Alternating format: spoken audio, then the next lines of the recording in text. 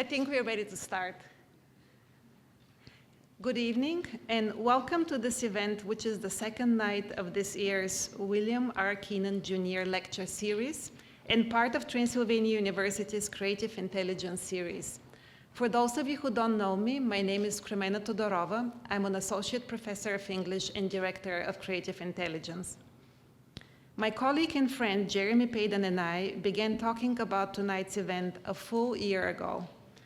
I'm thrilled that this evening we're not experiencing a tornado watch. There is no snow or ice of any kind outside, and we have 17 Affrilachian poets in the house.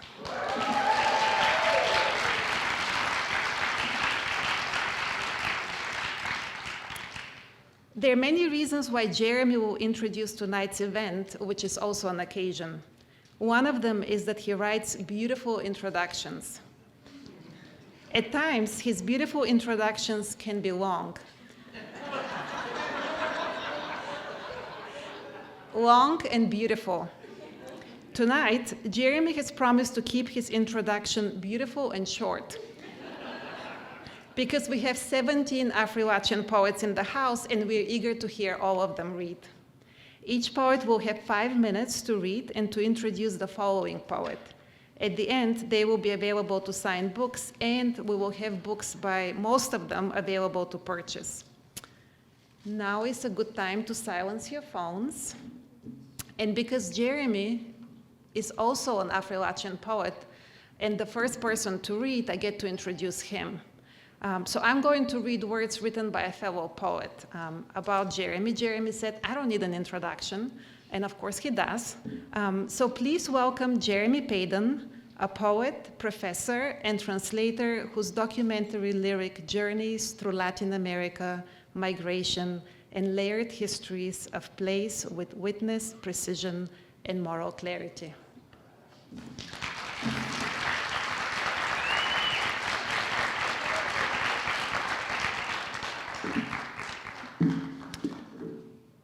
Thank you, Kremena, and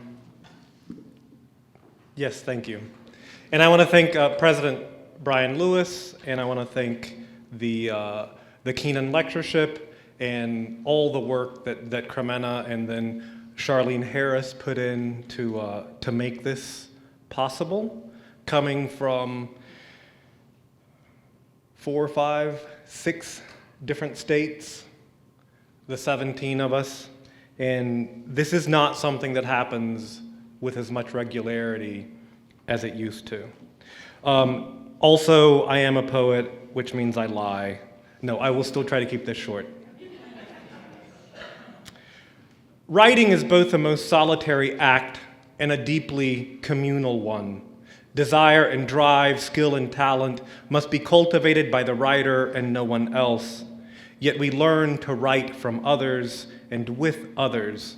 We need craft mentors and peers, people who will read and comment on, praise and edit, and speak hard truths, who will say, this is cliche, this is repetitive, this is too clever by half, or who will say, you have pierced my very heart, and I see the world with new eyes. Young writers need someone to ask them, have you read this? And they need someone to say, do you know this form? Have you considered this perspective or thought of this approach? And they need advocates to say, hey, read this young wordsmith. And they must be shown that it is possible for someone like them to be a writer. There was a time when the writing establishment was predominantly white and almost exclusively male. The appearance of MFAs began to change this, but even then the gatekeeping was fierce, and the writing world was still mostly male and almost exclusively white, and most certainly cosmopolitan. Then in the 60s and 70s, the Black arts movement appeared in Harlem. The Chicano literary renaissance coalesced around a press called Quinto Sol. The Appalachian Writers Conference formed down in Hindman. And women's groups began to speak their truths to each other and write their lives together. But it's one thing to be in Harlem or Chicago or San Francisco, and another thing to be young, black, and writing curious in Kentucky. 35 years ago, in a building that no longer exists, a group of UK students would gather in the stairwells and elevators in and near what used to be called the Martin Luther King Cultural Center. At that time, Frank X. Walker, an electrical engineer turned English major, was the program coordinator. Percival Everett had just left for Notre Dame, but not before luring Nikky Finney in as a visiting writer. These budding poets some graduate students, some undergrads, would share what they'd recently written, what they'd recently read, and the poems that they'd never been able to shake loose of. In 1991, Frank attended a reading at the Opera House on Broadway, just right down the street, of Appalachian writers, except when Nikky was added to the billing, the event was renamed Southern Writers. Bothered by the change, Frank went home and looked up Appalachian and saw that the denotative dictionary definition at that time referred to white mountain folk. He wrote a poem in response and coined the term Affrilachian as a way of naming the black folk born and raised in this region, and with that, a collective of writers writing and a name, the Affrilachian Poets, were born. A group committed to each other and to helping others find their way through the world with pencil in hand. And what a stellar group these founders turned out to be. Nikky, now a chancellor of the Academy of American Poets and a member of the Academy of Arts and Letters. Frank and Crystal Wilkinson, both former poet laureates of Kentucky. Kelly Norman Ellis, who until recently directed the Chicago State MFA program. Mitchell L.H. Douglas, who has taught creative writing at Indiana University, Indianapolis, for 20 years. Ricardo Nazario Colon, who until recently was a senior vice counselor for diversity, equity, and inclusion for the entire SUNY system. And Gerald L. Coleman, poet, theologian, award-winning sci-fi and fantasy author. And there were others: Jude McPherson, Bernard Clay, Hao Wang, Dan Wu of Atomic Ramen fame, and the current vice mayor of Lexington, and more. The Affrilachian Poets started something because they felt a need for community, and they quickly decided to open that up to others. Even while clearing their own path, they stopped and turned around to call others in, and so the collective grew. Parnisha Jones, now the director of Northwestern University Press. Ellen Hagan, who heads up the Dream Yard Project and Girls Story Collective. Makalani Bandeli, award-winning experimental poet. Randall Horton, founder of the experimental poetry band Radical Reversal that works to foster creative spaces within prisons. And me, the least of these.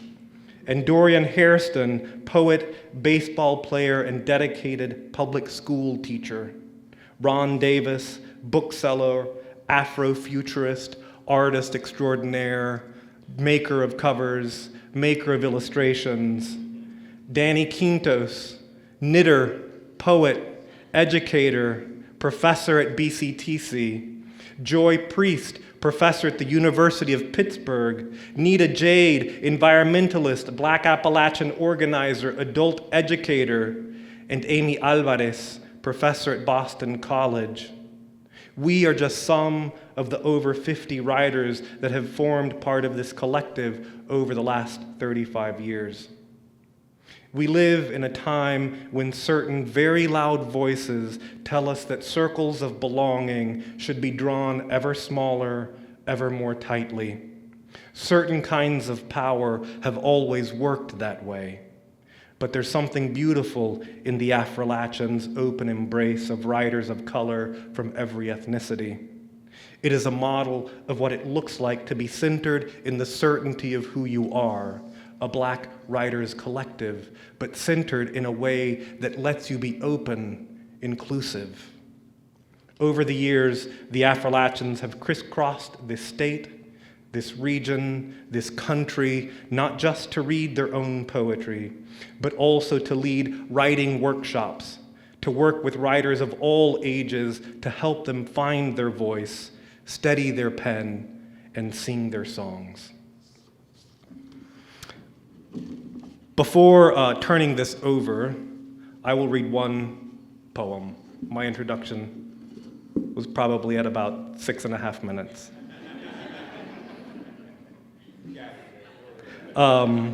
And Frank went ahead, he liked it, he turned it into a broadside. It's available. What you pay for it will go to the Affrilachians' 35th year fund. The small one is a suggested donation of about $5. The larger one, a suggested donation around $10. I'll read from the larger one so that I can see it. An Affrilachian sonnet in our 35th year. Listen, y'all, we are whispering of poets. We are risk, a galaxy, a bloom of night-flowering cacti, a hover, a flourish of goets together. We a sheaf, a ream, a bookcase, tight and crammed to overflowing. We a quiver, a cartridge, an unkindness of cool, hard truth. We an ostentation on the mic, a shiver up the leg. Y'all, we an ecstatic scoop of constellations, a guzzle of poets, long and tall. This flattery, this charm, this wish of writers is a bus full of freedom songs and sorrow songs, a whole new kettle of fish. We a squeal, a scold, we a pencil pouch of poets, an alphabet, we Affrilachian. Thank you.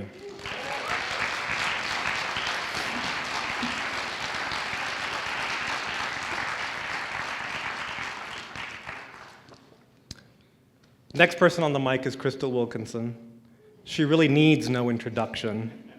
She was Poet Laureate of Kentucky in 2021. That same year, she won an O. Henry Prize. In 2022, she won the NAACP Image Award for a book that Ron designed the cover for and did the illustrations for, and then she's recently completely redefined what it means to write a cookbook that tells the story of who a people are. Crystal Wilkinson.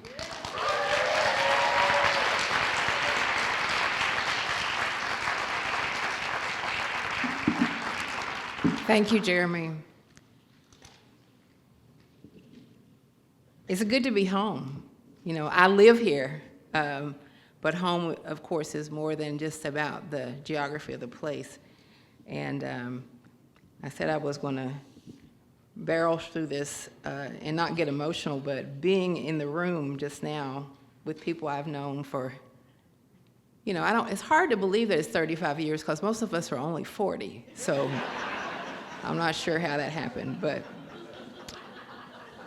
but being in a room with people that I've been in rooms with since we were all 5 years old is pretty wonderful. Before I go on too much and start crying, I'm just going to read a couple poems from Perfect Black. And then sit down. I told one of my students that even though I travel all over the country, I'm probably more nervous about this reading than anything that I've done because my people are here at home. Oh, tobacco. Oh, tobacco, you are the warm burnt sienna of my grandfather's skin, soft like ripe leather. I cannot see you any other way but as a farmer's finest crop. You are a Kentucky tiller's livelihood. You were school clothes in August, the turkey at Thanksgiving, Christmas with all the trimmings. I close my eyes, see you tall, stately green, lined up in rows, see sweat seeping through Granddaddy's shirt as he fathered you first. You were protected by him, sometimes even more than any other thing that rooted in our earth. Just like family, you were coddled, cuddled, coaxed into making him proud. Spread out for miles, you were the only pretty thing he knew.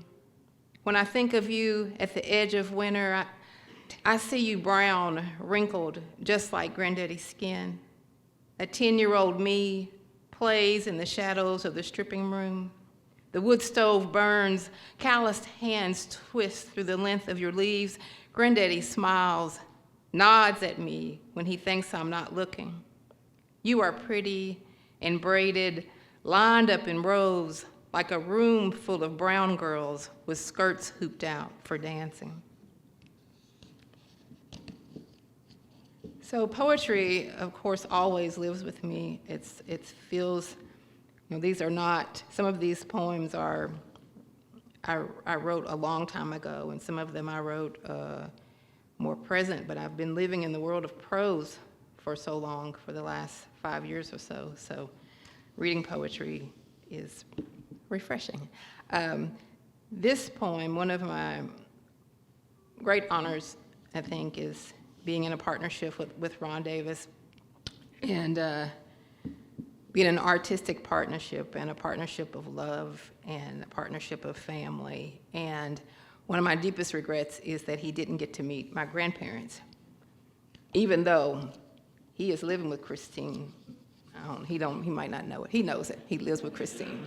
When the hand goes on the hip, he's like, oh, there she is. There's Miss Christine. But this is a poem I wrote for him called Witness. I'm convinced that if you could have seen my grandmother standing in the doorway, waiting for him to come home from the fields, if you'd smelled that spectacular evening, thick with sweat, and felt the pulsing of the stars, if you'd borne witness to the animals' moans echoing in the holler that night, if you just could have seen the hair rise up on Granddaddy's arm like that, like offerings to God when his elbow touched hers, if you could have seen her longing dissipate just a little as he came through the door smelling like a day's work, you should have seen them close enough to breathe the same air while not even touching. He smiled at her without smiling.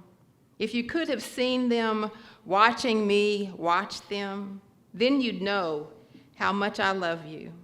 If you could have heard her say, "You want some supper? We got pie." Thank you.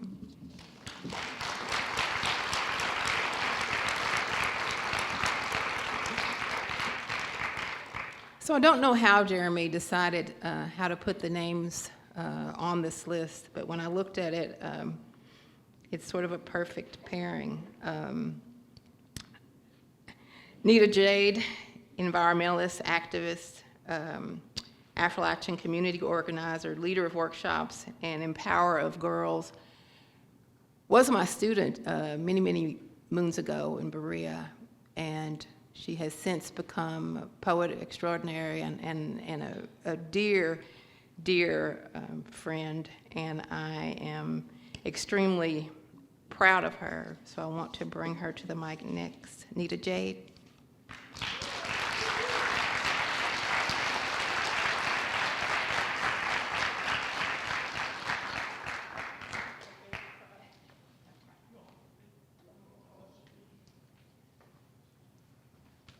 Hey, y'all.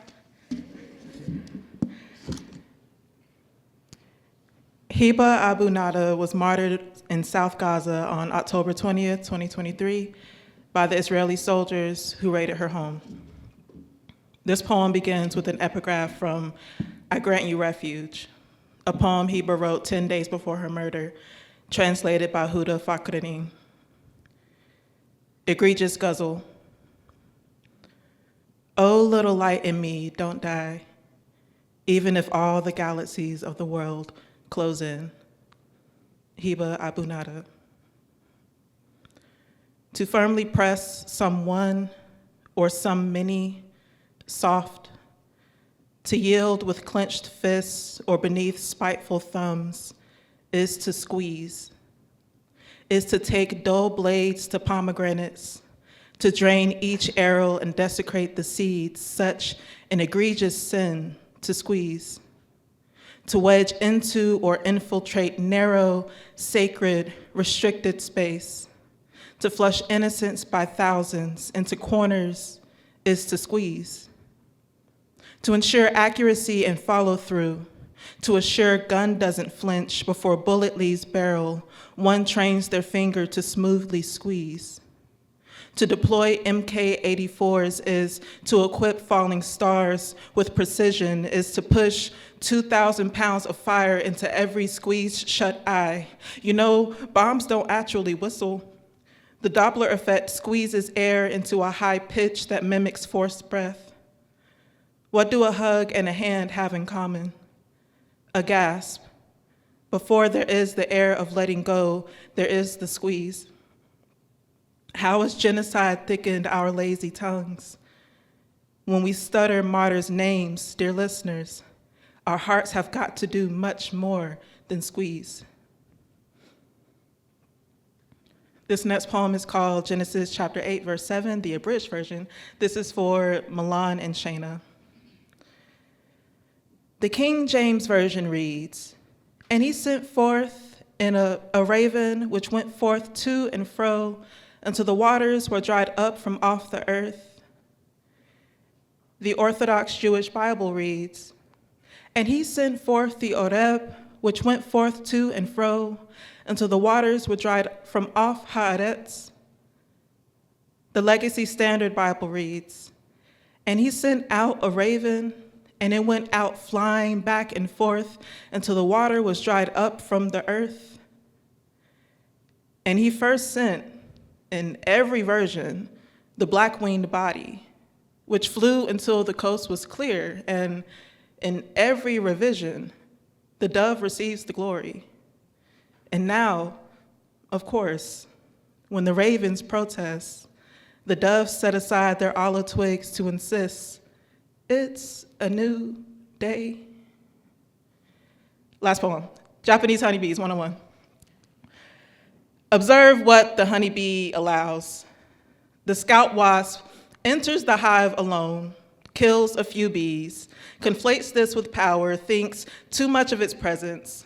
The scout wasp believes it's invincible, thinks its curses and hexes have landed. The scout wasp doesn't recognize how ruthless and desperate time and generations of fed-up fear have made the honeybee. The scout wasp is used to stinging and living to sting and live again. The honeybee, however, knows the fault of self-sacrifice, is used to trading its life to land the perfect sting, inherited detachment, learned how to tear itself from itself, how to leave its most vital parts behind by watching its kin do the same, learned if there must be a fight, then there's more honor in fighting and dying than cowering and dying. The wasp's tongue can't comprehend the honeybee as inherently plural. When there is one, there are 1,000 predecessors at its back. When the honeybee sends up its call, the whole hive responds. That is to say, when you fuck with one or two, you'll answer to 20,000 pairs of wings. The honeybees know what they're meant to protect, sweet joy and all that it nourishes. When the hive descends, they cover the wasp's body with their own bodies and they begin to hum. They produce a vibration that creates enough heat to boil the wasp alive, which is to say, 20,000 pairs of wings know how to make a sound, know how to call up energy from their belly and burn you where you stand. Please note, the Japanese honeybee can only withstand an internal body temperature 1 degree above the wasp, which is to say, everything we need is already inside us. Thank you.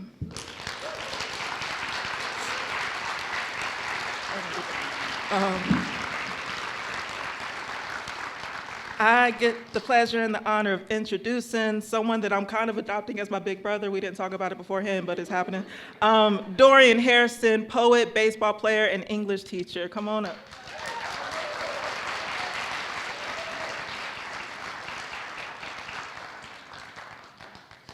All right, so I'm gonna read 2 poems. This first one comes from this collection of poetry that will be available for sale after the reading with a bunch of our other books, so please buy our books. You'll hear that 1,000 times. This is a book about Josh Gibson, Negro League baseball player, and as of 2 years ago, the Major League Baseball's batting average record holder, because Ty Cobb was unseated. And if you know anything about Ty Cobb and black folks, that's a huge deal. So this is In prep for baseball season, this is You're Enough, Ain't Enough, and this is a poem about the integration of baseball.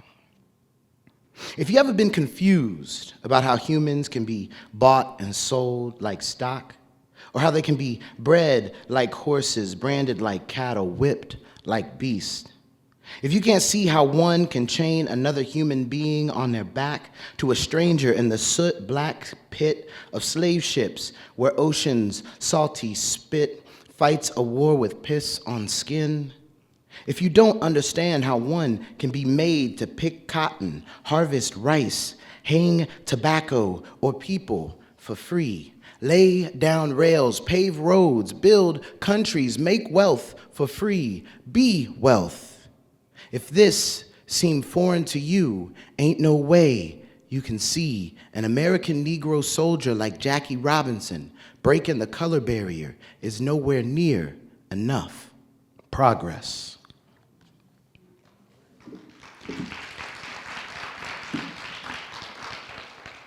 So I always try to read something new, so this will be the first time this one's been read in public.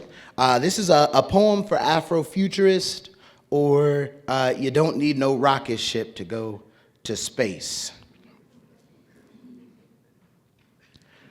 I have danced atop the Milky Way, raced on the back of a thoroughbred in a Horsehead Nebula, made love in the center of the Whirlpool Galaxy, ground corn and wheat in the pinwheel, sweat and bartended in the juke joints of the Andromeda, caressed the spines of books in the libraries of the eye of God, listened to Nikki Giovanni read poetry on the horizon of a supermassive black hole in the bodes.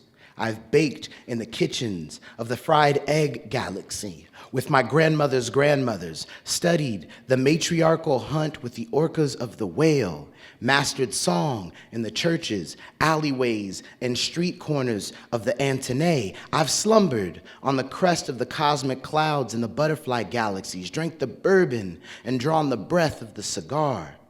When my children were babies, I swaddled them with the cocoon. Yesterday, Damien and I played monster in the Godzilla. The day before that, Amiri and I turned cartwheels, scattering stardust in the circus.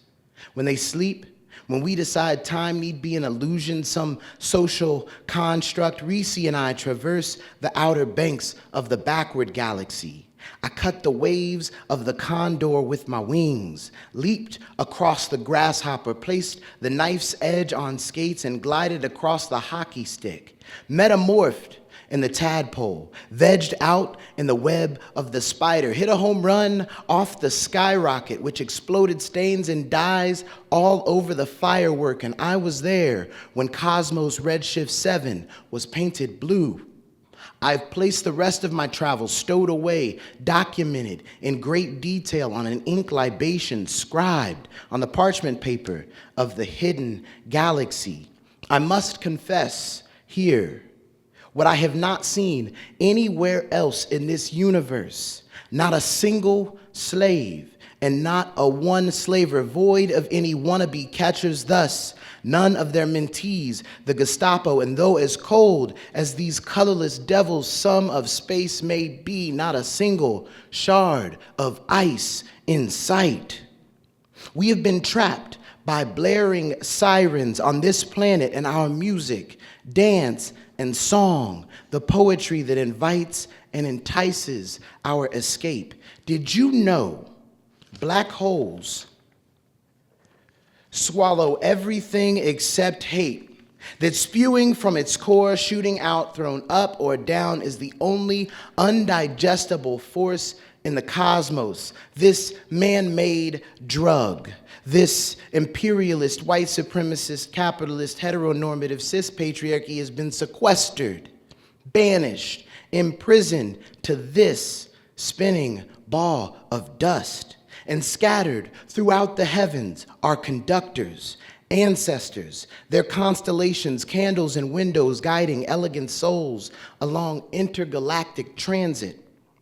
When we look up Astral project ourselves through space-time to visit loved ones gone and present and not quite yet. It never crosses our mind to conjure barbaric blankets, to summon the idea of race or gender, manufacture guns or bullets, whip humans as chattel property, to worship a religion where we make up whiteness, then tithe with something so outlandish, outrageous, as out of this universe as some goddamned prophets, idiotic idols, a triangle of devilish deities, blaspheming our beauty with hate, fear, and the weakest of all, that love of imaginary money.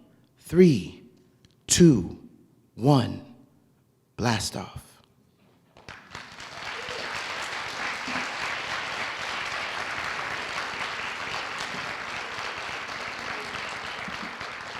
So when I was 18 years old, I met this next poet, and I'm 32 now, so you could do the math, which makes me 3 years younger than the Affrilachian Poets. So, just saying. But when I met this person, I was at Tates Creek High School. I walk in, I read this terrible poem about having the runs because I had some bad tacos. But he gets up in front of the school in this auditorium, and a student asks, "Who is your favorite poet? Like, who are you a fan of?" And he says, "You know, I always am trying to find new people to love, new poets to enjoy." He says, "Actually, as a matter of fact, Dorian Hairston is my new favorite poet." And I did not know that day that I was going to meet one of the top 10 best golfers that I know. I won't tell you what number he is, but that is Frank X. Walker.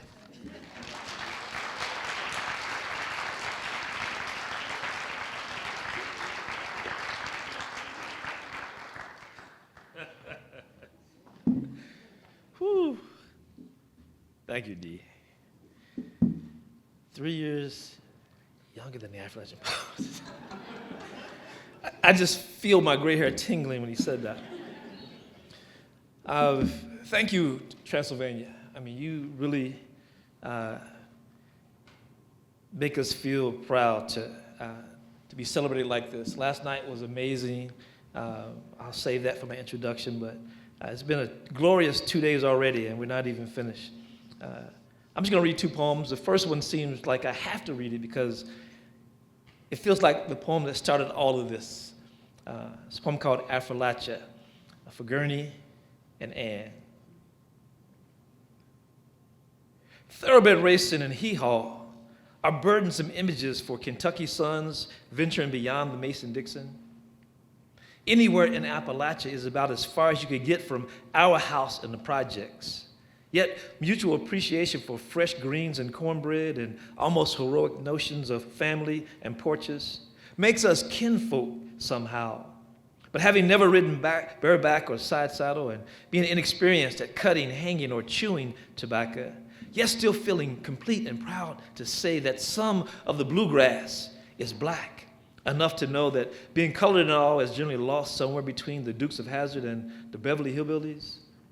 But if you think making shine from corn is as hard as Kentucky coal, imagine being an Affrilachian poet.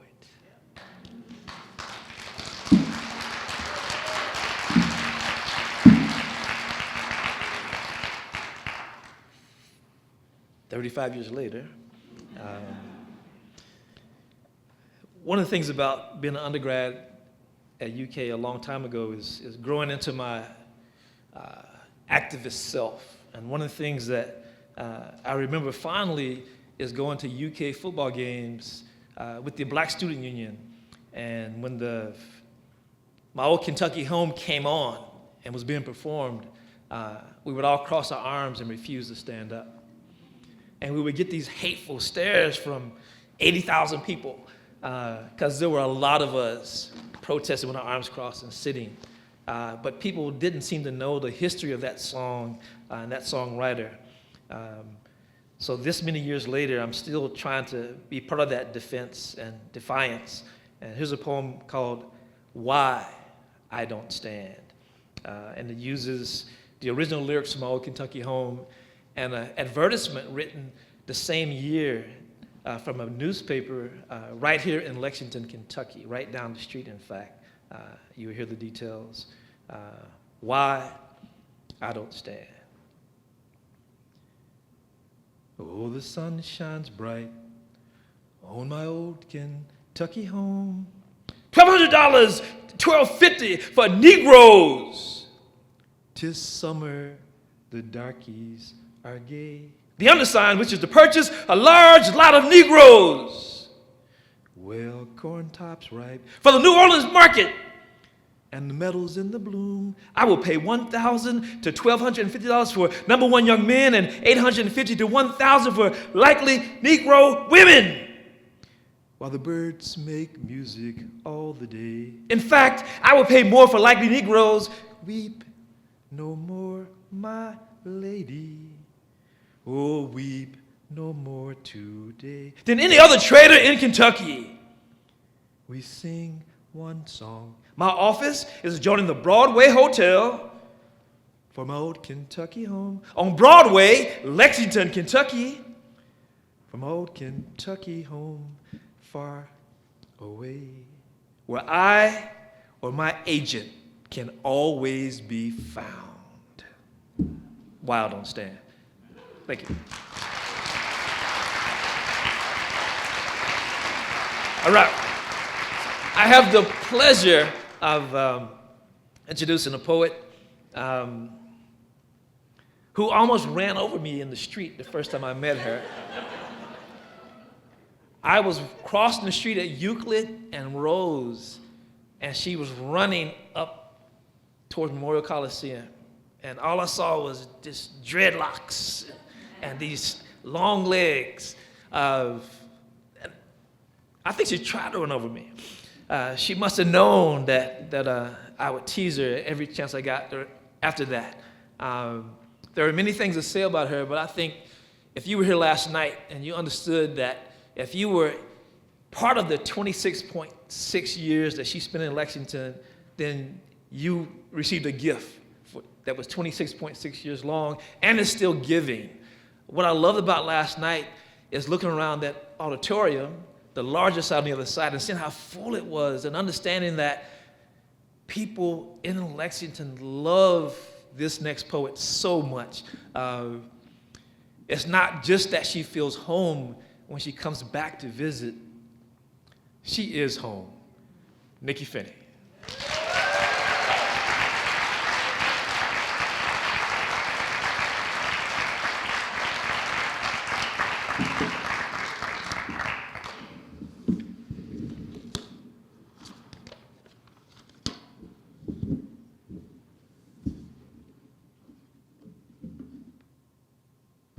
Hotbed 49. It's hunting season, and I'm driving Highway 26 across the Congaree River. One exit remains before my exit home. A man is coming toward me riding against the traffic. He is a man who should not be riding his bicycle in the emergency lane of this dangerous highway, but he is. He rides fast, as if he is being chased, but no one is behind him. He rides fast as if he knows he only has a small window of time. He is holding on to the wobbling bike handles with only his right hand. The front legs of a 10-point buck are curled around his right shoulder. The buck's 10-point antlers, his half-closed eyes, open, gaping mouth, and dangling tongue are held near the bicyclist's dark brown left cheek. His left arm is locked into place. I slow down as he passes by to be sure I am seeing what I am seeing. A black man on a bright orange bike, on a four-laner with a dead deer splayed across his shoulders like a mink. There is blood dripping down his white shirt, but his smile is as wide as the Congaree River. His fast pedaling legs tell me that this winter will be different for him. This winter, in his shotgun of a house, there will be meat.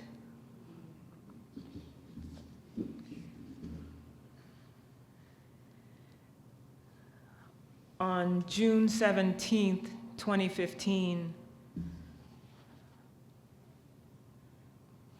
a young man walked into Mother Emanuel Church in Charleston, South Carolina, and you know the rest of the story.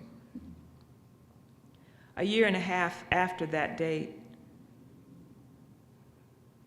the young man was on trial. And the only person who made it out of that church basement that day was in the witness stand. And I had been trying to write a poem about all of that and couldn't find my way into it until I heard the question she was asked and the answer she gave. Miss Polly is akimbo underneath the Mother Emanuel collection table. The one who came to start the next civil war speaks to her directly. Have I shot you yet? There is no one else left to answer. In the church basement, all are dead or bleeding out. Miss Polly, half on her knees, is askew, tilted, her last angle, akimbo to the 9 others who are sprawled and already spiraling toward heaven. In her mind, she too is about to die. There is no hiding place when you are the last one facing the waving gun. The air has been invaded by a poison mix of bright red ore spewing from his mouth. There was a spilling. There is about to be another. He cannot see the seeping septic colors, but she can. And there is no isthmus wide enough beneath her shield of a table to keep her from the current of his non-stop debris. A floating band of iron orange tincture crooks her pounding heart, but does not push her downstream. She waits sideways, as high up as she can, refusing to look at him. She knows how evil can enter through the iris if beheld too long. She will not be all black and blue, unsure of what has been released in the room. A river of flaming copper is moving slowly through her blood. She is an honest woman and has seen with her own 2 honest woman eyes what hate erupting inside a man can do and what this one has done. She decides that her last words on earth will not be camouflaged and khaki, handed over just before he runs out the same way he walked in. When he shot the pastor, she could have faked it, fallen over sideways, held herself perfectly still, asked her body to lie for her, but that would not have been the life she has lived. It will not be the death she dies at his feet. She turns into the last one standing, and her molten answer arrives. It is the color of pounded beets, beaten out of their safe skins. Her persimmon words outline every beloved, bullet, riddle, body still lying on the floor. No, she says. No, you have not.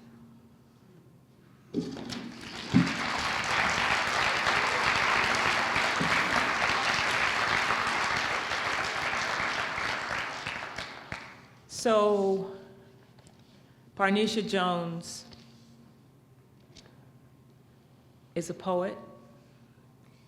She is also an editor, and she is the director of Northwestern University Press, winner of the 2015 Midwest Book Award for Poetry also. But back in the day, before The World is Round and Rice, and when The World is Round came out and Rice came out, there was another book that I was holding close, and that book was Head Off and Split. And I didn't want to go the same route that I had gone with other publishing houses. I wanted to take it someplace that I hoped and prayed and knew I'd had some bad things had happened, and I didn't want it to happen like that again. And so I don't know how Parnisha found out that I had a manuscript underneath the bed covers, but she did. And she called, and we had lunch, and she became the editor for that collection. And I am always eternally grateful for not only what she did for that book, but also for what her team at Northwestern did. I would like to introduce you now to the poet Parnisha Jones.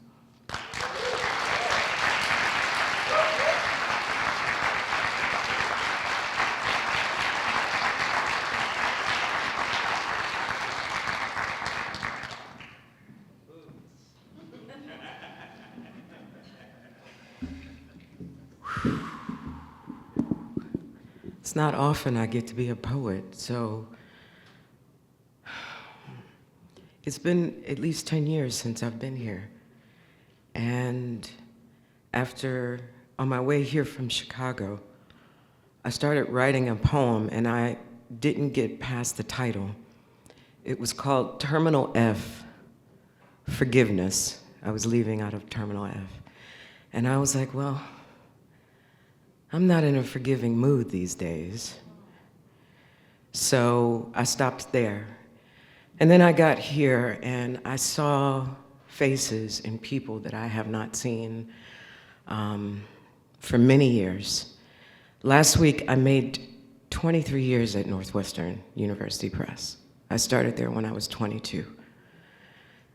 Nikky's book, Head Off and Split, was my first acquisition. I became director in the middle of the pandemic. And it's been a long time since I've been a poet. I'm surrounded by spreadsheets and HR and AI legal matters. And so I don't often feel like I get to be brave. But when I saw the faces last night, and especially the faces today, I've decided to be brave. And I wrote a poem this morning.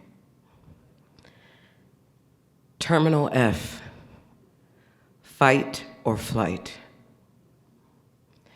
I'm preparing for a long journey. I load a duffel bag with my grandmother's purple wool Lord and Taylor blazer. Fill my dead brother's canteen with cold apple juice. My pencils are double-edged. My oil rig black pens are hidden in secret pockets with old receipts and histories. I have a lot of returning to do. I'm coming to collect 400 years. I will bring my long body, smooth coat badger dog, bred for underground tunnels, who can sniff out vermin and the hollowed hearts of the walking dead amongst us. I will pack 3 bottles of hot sauce from my 200+ hot sauce from around the world collection. 1 from Louisiana, 1 from Italy, 1 from Iceland.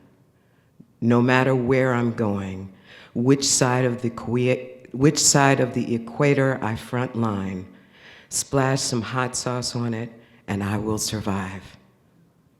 I will pack plums and Q-tips, red lipstick when I need to be beguiling, or leave a kiss of death calling card. My grandfather's hammer, a picture of my mother before she lost any children. My battle plans are hidden in crossword puzzles. My hit lists are organized by eras, starting with the present AI enemies who stole titles from my publishing church, where I am priest, pastor, and usher, where I not only preach the original voice of human gospels, I publish them.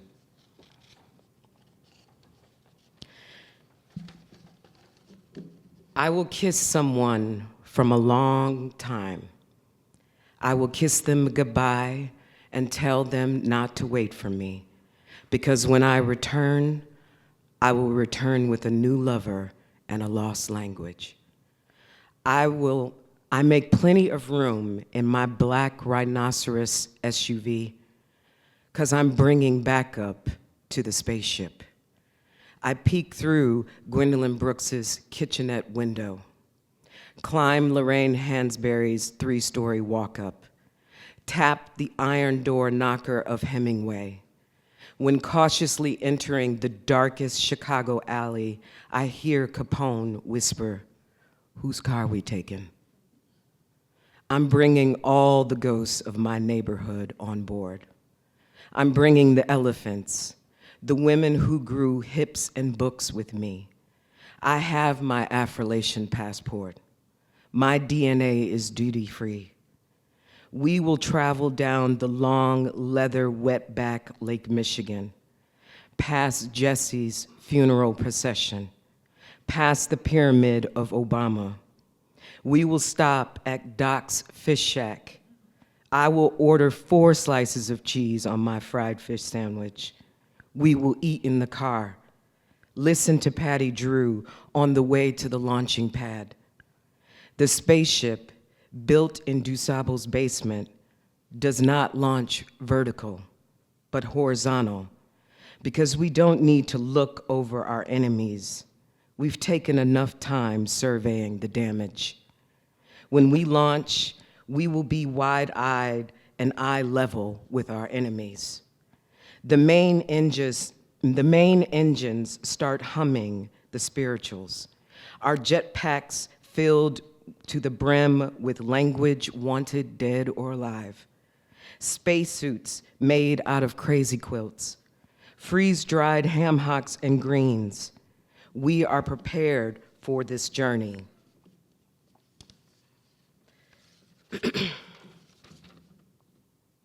The liftoff cannot be heard in all the gargantuan noises of evil. They don't suspect a thing.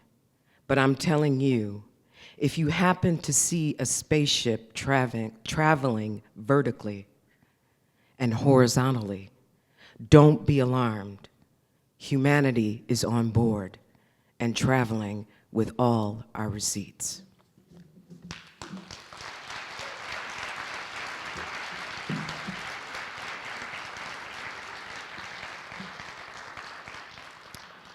I want to say thank you very much to all of you all for coming, and for Dr. Payton and all his colleagues for inviting us out here. It's truly just a beautiful, beautiful thing. And I am so, so happy to introduce one of my first teachers in poetry in Chicago, when I tried to run away from everything that was a poem, and as well as writing my own name.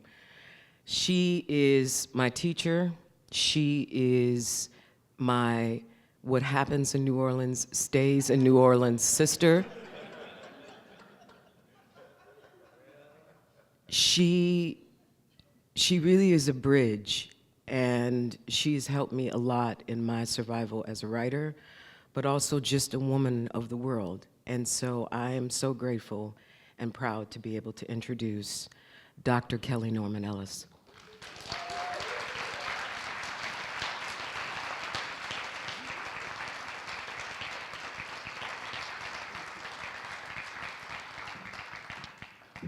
How y'all doing? I need one pair of glasses to walk to the podium and another pair of glasses to read. Greetings from the Mississippi contingent of Affrilachian. Dr. J, you may have to pull me off the podium with, like Sandman, and this is a little long, this piece, and it may break the rules of 5 minutes, but last night, if you were here and heard Nikky speak about influencers, these two people are my influencers. Work history. My grandfather had 1 hand, 2 degrees, 1 wife, 6 daughters, 1 farm, 1 house, 2 stores. He grew corn, peanuts, greens, beets, watermelons, and okra. He raised pigs, cows, a goat, a few chickens, and several horses. My grandmother had 1 husband, 1 house, 2 stores, 2 hands. She was pregnant 7 times. She had 1 miscarriage, a boy, 6 live births, daughters. She taught school, she tutored children, she washed dishes, washed clothes, and washed her children's hair. She bathed babies, made formula, changed diapers. She stirred hundreds of pots of grits, greens, and purple hull peas. She baked hundreds of hens, pans of cornbread, and oyster dressing.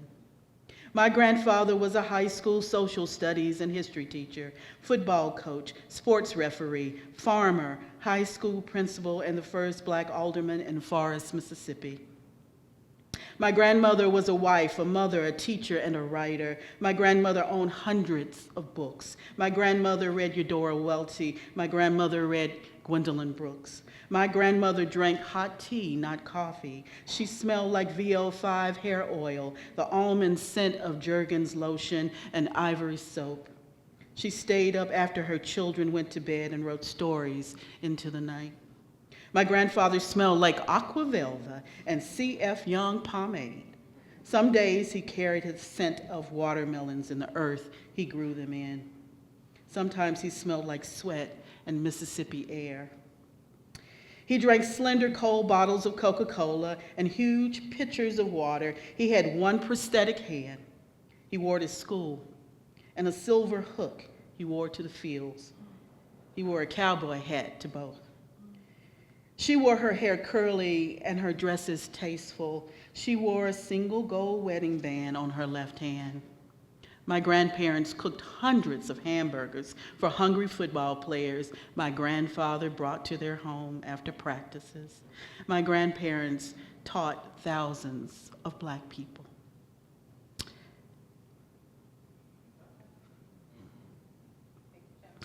My grandfather registered to vote every year.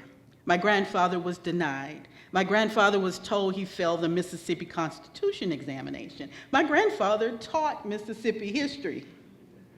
The Mississippi State Sovereignty Commission kept a file on my grandfather. My grandfather didn't care. Every summer for 3 years, my grandfather took graduate courses outside of Mississippi because Jim Crow would not allow him to study at Ole Miss or Mississippi State. But in 1955, my grandfather received a summer fellowship to UCLA. He and my grandmother drove across the country with 4 little Black girls. They carried the Green Book. Jim Crow followed them all the way to Texas. No Mexicans, no Negroes, no dogs. My grandmother set a manual typewriter on their kitchen table in California and listened to my grandfather's ideas and typed into the night. She crafted paragraphs and inserted commas, organized his ideas. He talked, she wrote. My grandparents wrote papers together. My grandmother wrote poems and stories in her head. My grandfather received his master's degree in education through the GI Bill despite Jim Crow. They owned land. They owned 1 catfish pond and 1 barn. He was born in 1922. They eloped in 1943. A grenade blew up at boot camp in Missouri and took his hand the same year. He was discharged from the Army. She was born in 1923. They eloped in 1943. A grenade blew off her young husband's hand in boot camp. She left her freshman year at Lincoln University and tended to her new husband. They returned to Mississippi. My grandfather started Tougaloo College. My grandmother wanted to be a journalist and travel the world. My grandmother gave birth to my mother in 1944 on the anniversary of my grandfather's injury. My grandmother was mostly pregnant for 7 years. They owned a cafe in Tougaloo. My grandfather sold peanuts, Coca-Colas, and hamburgers. My grandparents uplifted the race. He taught social studies and Mississippi history. She taught English. He was a football coach. They joined the NAACP. He was the president of the NAACP. Someone set our yard on fire. I don't remember which year. My grandparents' grocery store opened in 1969 in Mid-Forest, Mississippi. I was 5 years old. My aunts were in college and one was in law school. They all came home to help stock the store and dust shelves. The aunties gave me my first job, stamping prices on canned goods with a handheld silver machine. My grandparents named the store in honor of their 6 daughters, Cheryl, Constance, Charlotte, Cynthia, Clarice, and Carolyn. The 6 C's Superette. Mama created their first slogan, "We don't want all the business, just yours." My Aunt Clarice put her art major to work and penciled signs for sales. Whole chickens, 39 cents a pound, exclamation mark. My mama and aunts worked the cash registers, mopped and swept store floors, bagged raw chickens from the chicken plant, dusted shelves, drank tabs, ate chips, taught me to give change, counted hundreds of dollars in food stamps, bagged hundreds of groceries, and then slopped pigs, pulled and picked greens, chopped okra, fried corn and pork chops, braided hair, studied for finals, wrote papers, dated cute guys, got arrested for protesting Jim Crow, married their boyfriends, grew afros, graduated from Tougaloo and Jackson State and Millsaps and Ole Miss. My grandmother kept a credit box. My grandmother cut cheese, bologna, and hog's head cheese for men in overalls and women in headscarves. If they had no money, she logged what they owed on a little receipt pad and stored them in the credit box. My grandmother drew pictures on cotton pillowcases and taught me embroidery stitches. In between customers, she taught me running stitches and French knots. My grandmother smiled when the Cherokee women gifted her necklaces to thank her for her kindness. My grandmother refused to sell beer or Listerine to the old white man who wandered in on weekends, drunk and stumbling. My grandmother stood behind the main counter at that store every day except Christmas for 20 years, handing out change and kindness.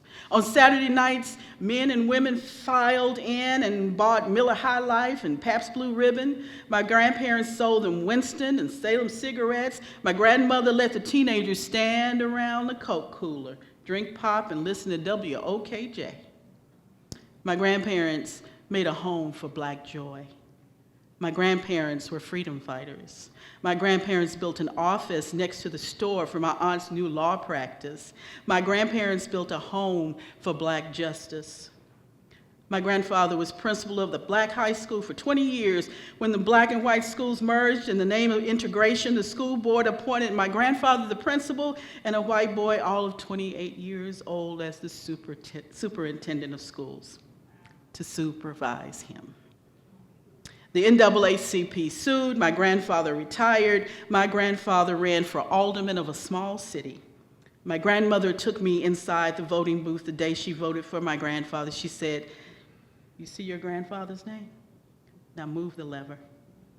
She said, "Now you have voted for your grandfather." My grandfather won. My grandfather barbecued a goat and fed his family and friends to celebrate. My aunties made potato salad and ice cream. My grandfather developed diabetes. My grandmother developed cataracts. My grandfather lost his foot to diabetes. My grandfather fell and broke his neck. My grandfather died in 1981. My grandfather was 58. My grandmother was depressed. She was 57. My grandmother wrote poems about my grandfather.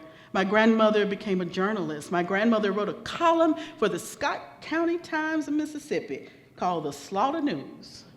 My grandmother opened a library, named it after my grandfather. My grandmother filled this library with hundreds of books. My grandmother filled the library with books written by Black people. My grandmother archived slave schedules from plantations and vintage photographs of Black life. My grandmother was a library.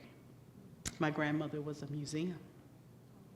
My grandmother taught hundreds of children to read. My grandmother wrote plays about Mary McLeod Bethune and Ida B. Wells.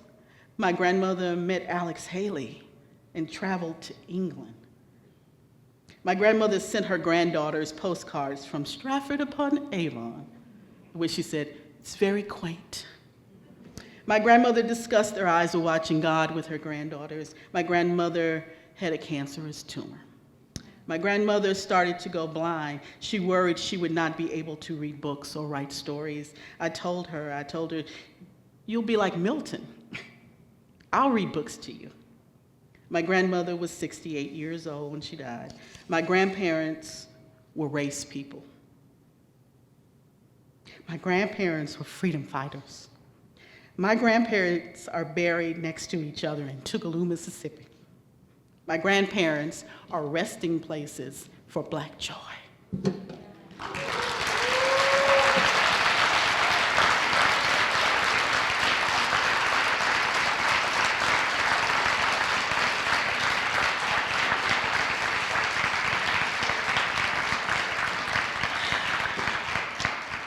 Thank y'all.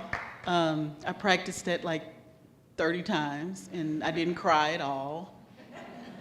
And then I looked out at you all, and that happened. The next poet is Randall Horton, Dr. Randall Horton. I met him at Furious Flower, an important conference that happens every 10 years, Blossoms. And this young man ran up to me and asked me about a Black MFA program. And I said, "Yeah, I know that program." And we talked, and he showed up in Chicago, Illinois, in our MFA program at Chicago State. And he doesn't know this, but he taught me so much. We bonded over our Black Southern selves. I recognized him, he recognized me.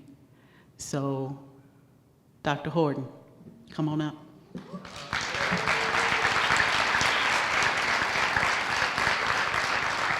you are. Don't do me like that. Thank you. What's up?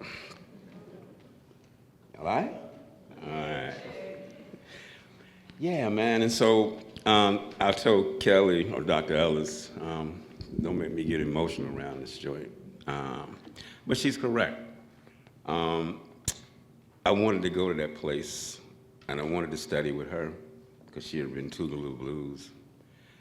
And that was like my folks in Birmingham, and she know that. And the bonding thing, and just so many memories of, like, as she was reading the juke joints, selling stuff in the store, the cigarettes and the shots and all of that. I got it, and I get it. So I've always appreciated that time, Doc. It meant the world to me. And also, I got introduced to the Affrilachian Poets, and a cat named Frank Walker came to class one day. And we kind of been cool ever since. So that's my guy. All right? So we're going to see how this goes. We're going to start it off. How it begins, how it ends. If there is no autocorrection of the autocrat, if correct the dismantling was, is the dis, a deletion of the already muted or the never, never was. Was it all for show? Acts the carnival barker, acts the clown, as scallywag, as derisive, as dangerous, as if to begin again, and why witness the rhetorical whitewashing in real time, the disrespect in tremolo time, alarm sounded, bugle horns of Mr. Canebrake, Holograms too, a reminder human can and will become, can and will reimagine, imagine, unforgettable how a tale refuses to be left behind within the cracks between the scene. Sometime history swings.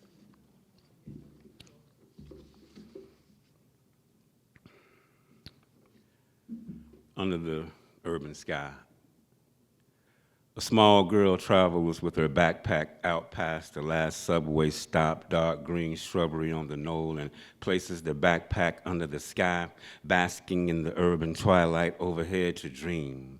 But indeed, she will dream a brave new world, new compositions where she is not subset to human, but human in the universe on the right angle of God, perhaps everywhere else too.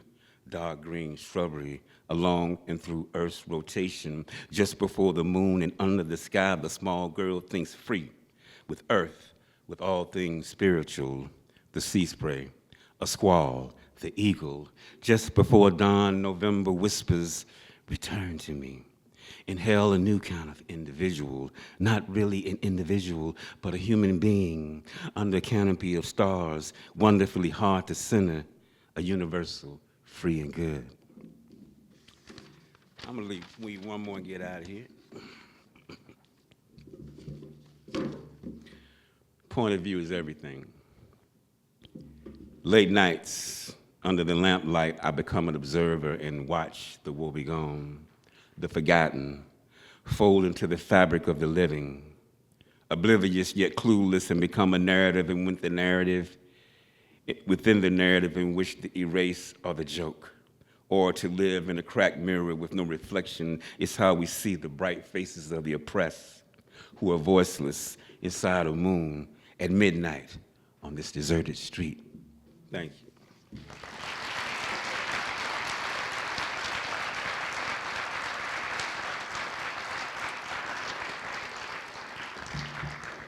And so it's wonderful that I get a chance to, and it's you know, the thing about it, I appreciate being this collective, man, because it's so wonderful to see a lot of these people that I knew and sort of nurtured me and gave me so much. I see them and watch them in the world making a difference, one poem, one story, language, one word at a time, damn near, you know what I mean? And it's always inspiring. So, and with that, I want to introduce Ellen Hagen, who I've had a chance to sort of watch, you know, be one of those writers, man. I've had a chance to see her, you know, her trajectory, and it's always inspiring when you just cheer. You see other people from afar, you know, from afar. It's like we don't need to talk, just do what you got to do, right?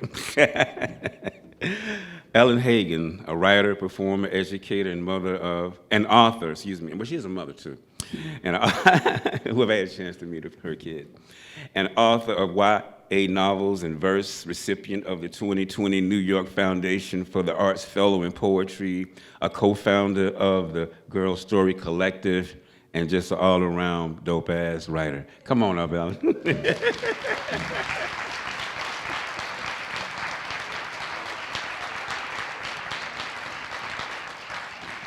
Oh, the stage feels so warm. It feels like it has been heated up so beautifully. I'm so thankful to be here. I was 17 years old in 1996 when I took a creative writing class at the Kentucky Governor's School for the Arts with Kelly Norman Ellis and Frank X. Walker, and it changed the trajectory of everything for all of us that were in that classroom that summer. It not only taught us how to be artists, but really how to be community members and how to be activists and organizers and how to be in love with ourselves and our identity and our culture, our traditions. It changed everything. So I feel so thankful that we also got introduced to Nikky Finney and Crystal Wilkinson that summer. And so I'm a Kentuckian because of y'all, and I'm a Kentuckian because of my dad, who was born and raised here. And my dad passed away a couple of months ago. And I think deeply about his love of writing and reading and who he was and who he taught me to be. This poem is called Death is Golden, after Rashid Johnson, for Dr. Patrick L. Hagen. We're just gonna have to Irish it, is what my brother says on the phone. We are 800 miles away and talking every day now. That it is stage 4 prostate cancer and metastatic to parts of the body, possibly the liver, the colon, metastatic. Like a physical concert of chaos, my father has never been sick, it's true.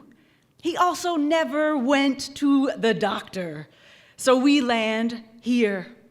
Reimagination, rumination, run around, majestic and ponytail palm, monstera, holly, hibiscus, all the things that grow and live.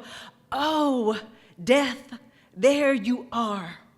All luminous and radiate, cut glass, quixotic, shard and amplification, you golden blossom, you drunken reminder of home, you lush.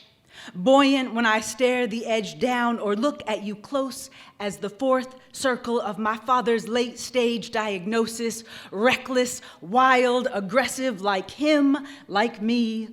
Don't we guffaw in the face of it? I'll do whatever treatment they want me to, and if it works, great. And if it doesn't, well, then you know I've had a good run, a great life. And I spend all of Monday weeping while walking through J Hood and calling everyone I know and love. I do not want anyone I love to die. I do not want anyone I know to die. I do not want anyone to die. Not now or ever. I want us all to last.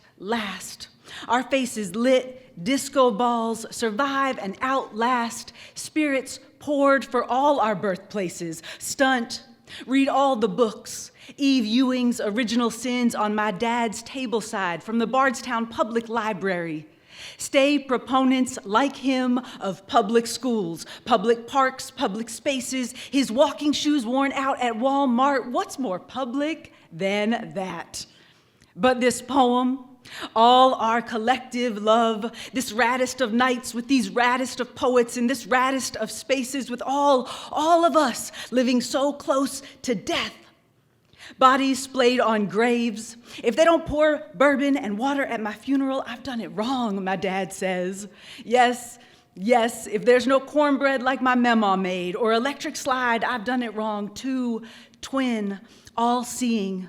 Books cracked wide, the reader, all the feminist texts I could ever want, he bought. Taught me to be unafraid, so death, I face you. You rally, you ruckus, rebel, rooftop raiser, you and me with my one and only dance move, but it's a hell of one. Hands, arms lifted to sky the way my mom says all my Assyrian ancestors would move. So we shake alongside one another as we stare it down slow, and though I do not want anyone to go, my brother is philosophical. A mystical professor of religion, he is a study in what it means to let go. And when he says we're just gonna have to Irish it, I know exactly what he means. Seated at the bar in our basement where all our long and lasting conversations happen, Irish it. A sense of humor, long stories passed from our Peppa and the 9 siblings, 2 already gone, Irish it. Take the news with salt and stout, be even. Thankful for time and the endless ever after we're all headed towards 2. Thank you.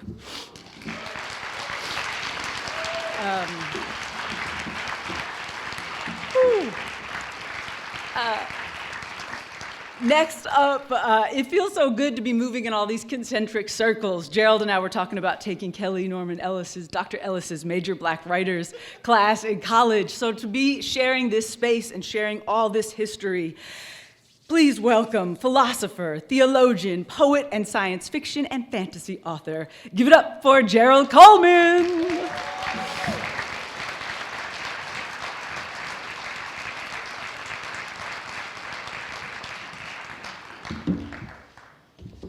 Dang, E, I was just getting started listening to you. Thank you, E.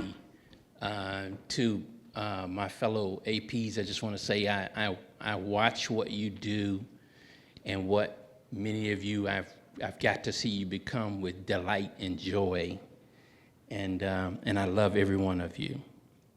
And before I read these two quick poems, for the record, abolish ICE, no kings.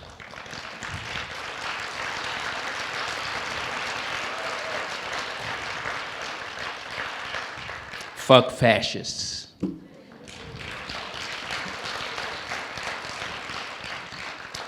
Right up until the first part of 6th grade, I lived right down the street here on 457 West 4th Street, stone's throw from this auditorium, on the top floor in a corner, tiny little apartment. And the occasion described in this poem happened there on those steps. This is called Love, Peace, and Hair Grease. Was the world a better place than in summer? School was out, sleeping was in, with no supervision, latchkey kids abandoned to our own imaginations until 3:30 p.m. Building go-karts, tree forts, bows and arrows for the empty fields behind our houses, flimsy wood ramps on shaky cinder blocks for BMX bikes without helmets or knee pads, kick flips on skateboards in vacant parking lots, high on bubblegum and candy bars, Dungeons and Dragons on Friday nights, the comic book store on Saturday, but first, hair grease. I kept my hair long, so my summer always began with my mama's hands in my head. Have you ever had your hair parted by someone who loves you, running their finger along your scalp with warm hair grease that smelled like joy and freedom, with "Let's Get Serious" playing in the background? My plaits, rows of simple 3-stranded braids, were 5,000 years in the making, from a time when they spoke of age, tribe, wealth, and marital status. Down the Nile Valley they came, across the Sahel, from the Fula as far south as Namibia and beyond, until slavers came. Once beautiful, intricate narratives woven in express DNA became shaved heads as white men tried to mar our beauty, to untangle us from who we were. The complex became simple plaits of convenience, greased in kerosene because time was no longer ours, but belonged to someone else, and we learned to make do.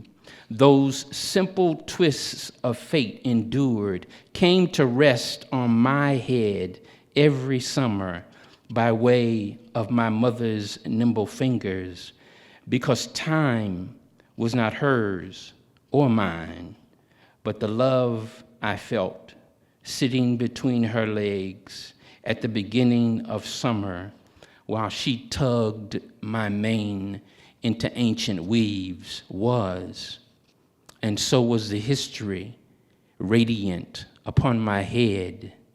Was the world ever a better place than in summer?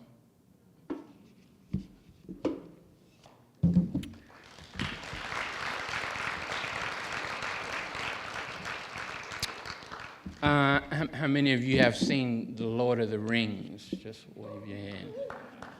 This poem is from the latest collection, Incendiary. It's called The Bridge of Khazad-dûm. They have crawled from under rocks, out of the dark corners, a chittering mass of deplorables, because they think it's safe to hate in the sunshine. They believe they outnumber us. They are coming to devour the light, the whispered promise of a gleaming city on a hill, because the greedy dug so deep they unearthed a great slumbering darkness. Remind them it isn't safe. Tell them you are the wielder of the eternal flame. Stand on the bridge, block their way. Do not let them pass. Send them back to the shadows. It's what Gandalf would do. Thank you.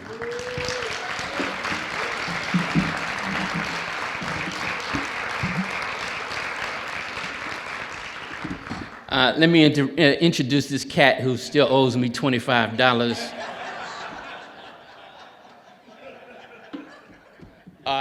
In Dungeons and Dragons, his alignment would be chaotic good. We called him the Mad Puerto Rican. He's the best of friends. He's an exemplary poet. He loves family. And he's as chaotic as hell, and I love him for all of it. Let me bring to you Dr. Ricardo Nazario y Colon.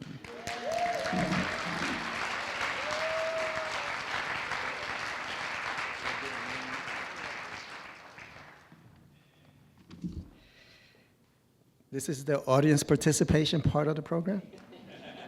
I need a number either above 50 or below 50. 9, below, okay.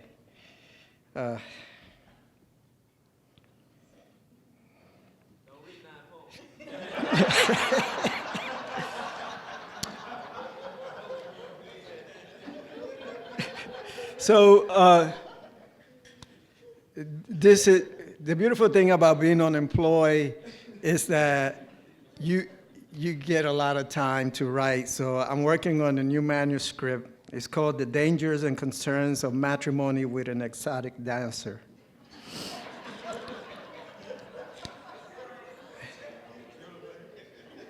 So this is the first poem. The spotlight finds her first, Okinawa, 1990-something. I was a PFC in a borrowed uniform, creases sharp as the ache between my legs, barely out of boyhood, still smelling of boot camp, sweat, and boxed chow. Nearly a virgin with a wallet full of bravado and yen burning through my camo pockets. She descended like smoke, slow, deliberate, hips spelling out languages I did not speak, not English, not Japanese, not the fractured dialect of a mother's warning, just skin and rhythm and something ancient that didn't ask for permission. The spotlight found her first. It always does, pour itself on her like holy oil, catching the arc of thighs, the glint of her silver heel, the undress of mystery before touch. I forgot my name, forgot the bass, forgot the hymns from Sunday back home. She looked past me as if I were just another shadow flickering on the edge of her stage, another pair of hungry eyes dripping like candle wax. I didn't know then how much I didn't know then how much a look could unbutton a soul, or how a man could spend years trying to return to that moment before she turned her back and the music ended. It's okay.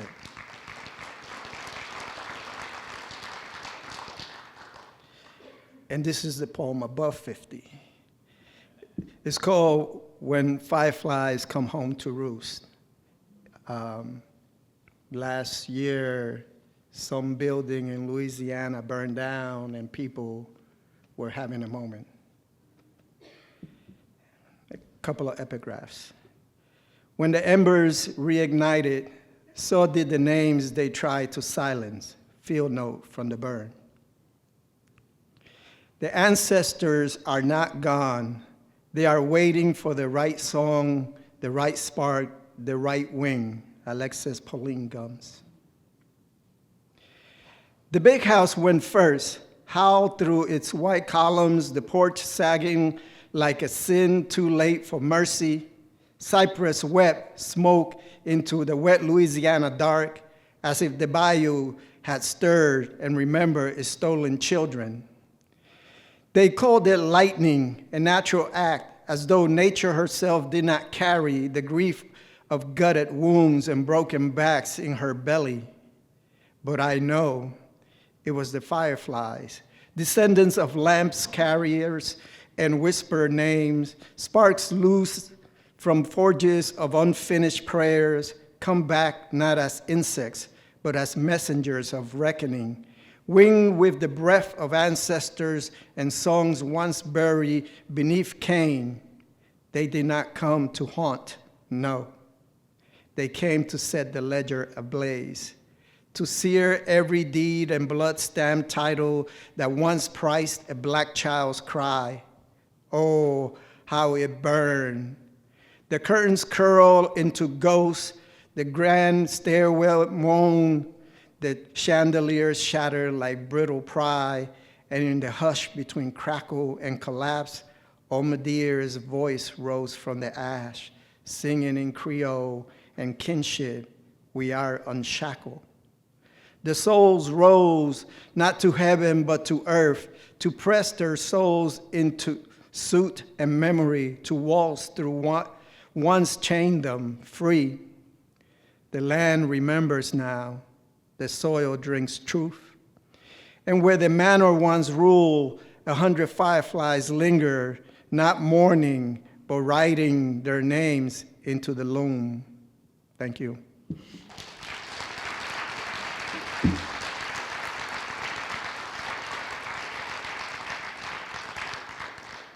It is my pleasure to introduce Amy Alvarez, an award-winning poet whose work has been recognized for its emotional clarity, cultural depth, and lyrical strength. Her poetry engages questions of identity, memory, and belonging with language that is both intimate and expansive, earning national acclaim and resonating with readers across communities. I give you Amy Alvarez.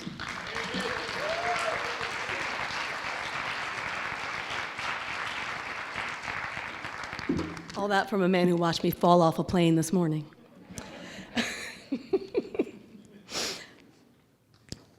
Aerodynamics. When I say my parents met on a plane, what I mean is my existence is airborne. What I mean is I am not from here.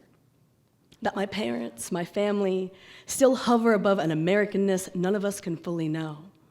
That we have been or right now being reborn as American, as Caribbean, as the tear shape of a plane's wing, as propeller, as immigrant, as dreamer, as blue, as black, as brown, as success, as failure, as if this country's constitution, its manic manifesto, was folded into a paper plane that landed right on Sally Hemings' lap. And she tossed it to Louverture, to Sharp, to Albizu Campos, as if we belonged here, as if we were meant to survive, as if.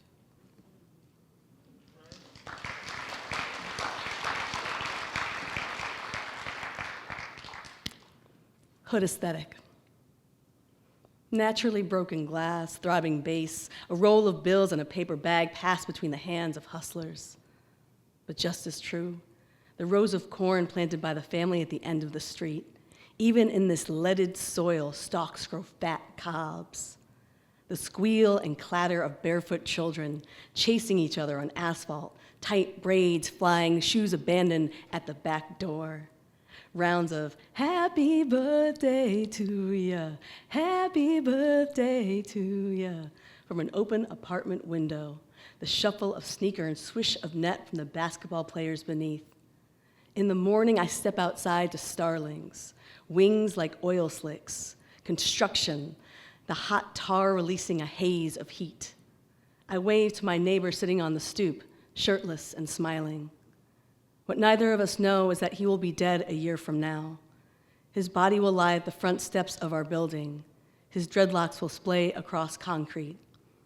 Another makeshift altar will be erected at the lamppost on the corner. Candles, silk flowers, laminated pictures, empty liquor bottles. But for today, Al Green's falsetto wafts across the street as the blue faces of cornflowers overwhelm the empty lot where a building once burned. As August clutches us to her chest, leaving us slick with possibility.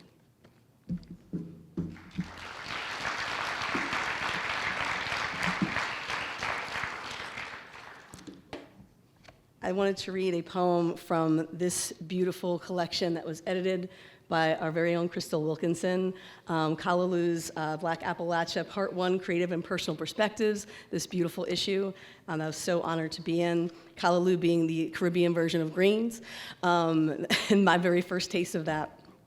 This poem is titled Home Road. I find myself saying, I want to go home aloud sometimes as I drive my aging silver soul after work. Home sometimes meaning Boston or Harlem, old haunts where I am not the object of attention. Sometimes I mean Tampa, with a rainbow of cousins playing dominoes like our abuelito taught us. Our home is in a table full of Black people in my current state, West Virginia. West Virginia, sometimes you are home. Your hills green like the hills of my mother and father's island homelands, rainwater pouring through sandstone chasms. And when I say home, I mean fungi, ash, or ether. Or maybe I mean the hollow of my lover's neck, the tender center of his chest. And maybe by his chest, I mean heaven as I imagine it. Spring rain flooding the road, wind telling us arrival and departure, sheets stangled, warm, succulent bud of joy at the center of myself.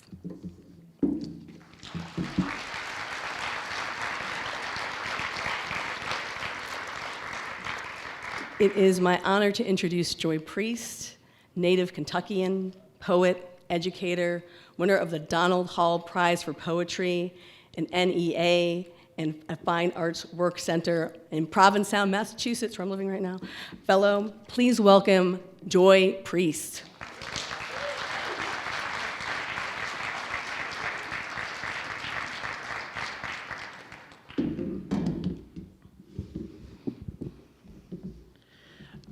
I have an 18-page poem. I'm not gonna read the whole thing, Frank, but it's called Theses on the Philosophy of Loneliness. And that's a title after one of my favorite philosophers, Walter Benjamin's essay, Theses on the Philosophy of History. So there are 18 theses on loneliness, and 3 threads: historical, family, individual. So I'll just read a few of the theses, and y'all have to just wonder about the others. 1, it feels too late to have a good love for the first time. I have the silence on the street. Sex scenes make me weep. Space where someone's face should be. Who would put up with my belligerent mind holding all of history at the ready? 3, when my grandmother moved from Moulton to Cleveland by herself in 1949 at the age of 18. When my grandmother moved from Moulton to Cleveland by herself in 1949 at the age of 18. When my grandmother moved from Moulton to Cleveland by herself in 1949 at the age of 18. Repetition is holy, my teacher would say. I enter my grandmother into scripture by chanting, sacred technique from the Black repertoire of utterance, as in, let me say it again in case you didn't hear me the first time. When my grandmother moved from Moulton to Cleveland by herself in 1949 at the age of 18, because fragments of memory recur after heart wound, the beat of muscle returning. What happened when she moved is not important here. It's what can be heard in the refrain. 6, I've made so many attempts. I've regenerated heart after heart like a banana tree. 8. The unification of the flora and fauna of the old and new worlds. The demographic collapse of the Amerindian population from between 54 and 61 million in 1492 to just 6 million in 1650.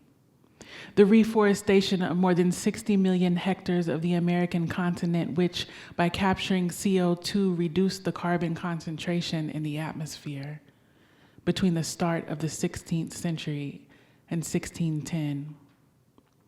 In 1611, the early modern English translation of the Christian Bible was commissioned by King James I for the Church of England. It is known as the King James Version. In 1611, The Tempest was commissioned by King James I. In Shakespeare's subtext, Black people kidnapped, brought to islands in the middle of the sea, emotional islands, language islands, memory islands. 9.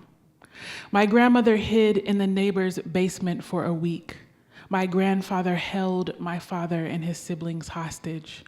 My grandmother had to flee the 50-cent party they were throwing. My grandfather had his 35-millimeter yashika hanging from his neck. My grandmother hit him over the head with a liquor bottle. My grandfather hit the bottle hard after he stopped in 1970, until he stopped in 1973. My grandmother held her silence, held herself in that hiding place. My grandfather held his children, his only currency, in the frame. My grandmother had no time to be captured, fast disappearing.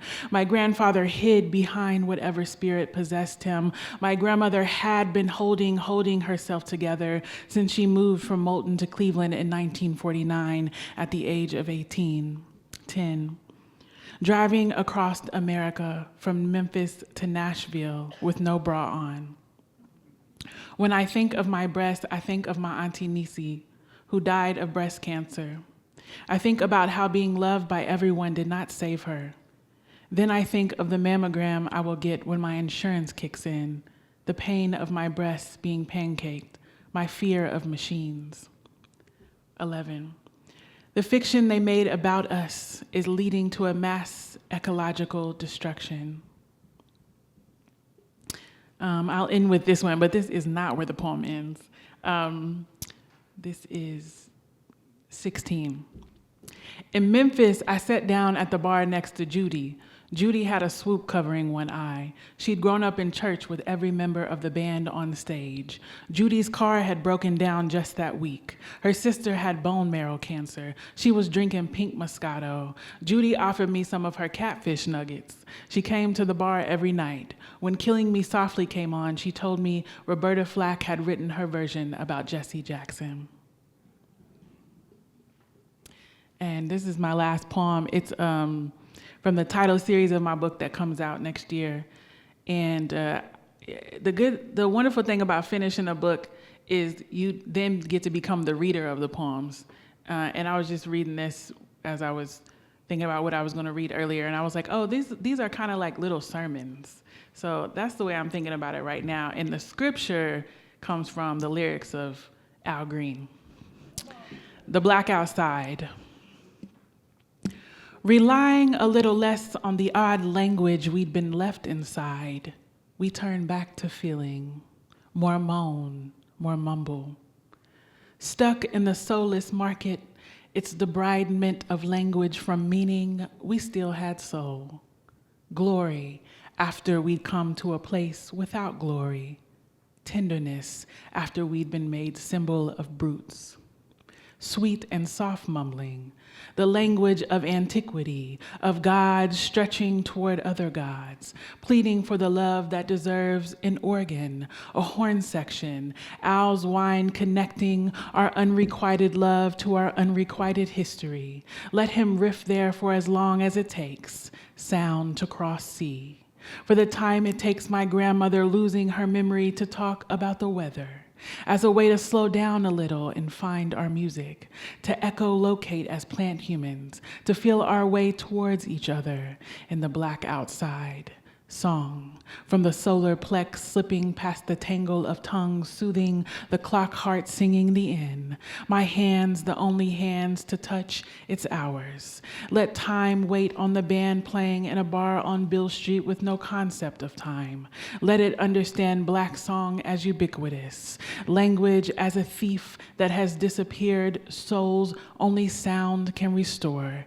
Dear beloved, when you get right down to it, when you're feeling lonely. Thank you. I forgot to say so many things. I'm so happy to be home in Kentucky, and I'm so happy to be here with my family, Affrilachian Poets, and I see some Hyman writers in here, and my first two poetry teachers, Nikky Finney and Frank X. Walker, and then all of the APs are my poetry teachers. But the next person that's coming up, I'm kind of more excited to introduce than I was to read poems. Almost. I met this poet at the Hyman Settlement School, I believe. Maybe we met here, but I remember us becoming great friends at the Hyman Settlement School when we were early 20-somethings at the 20, which was a writing summer camp that Nikky Finney put together. And while we were there, we decided we were gonna call each other synonyms. That was our pet name for each other. And actually, I wrote a poem about this poet called Synonyms, which she just pulled out of the J.J. Rodell Synonym Finder before the reading. And I was like, you still got that poem? I forgot about that poem. That's crazy. And I read it, and I was like, this is good. And yeah, and so we just, we just fell in love. And Danny Quintos is, among all the other things that Jeremy said about her earlier, knitter, I think I left the paper over there, knitter and educator, and has a book that won the Pullen Prize with Boa Editions called Two Brown Dots. She's also a beautiful visual artist. Her art makes you so happy, so you should find some. And she just lives a creative life. Like, I just always remember being like, just so inspired by the way she lives her life. And so, am I missing anything? And so, one of my lifelong loves, my synonym, Danny Quintos.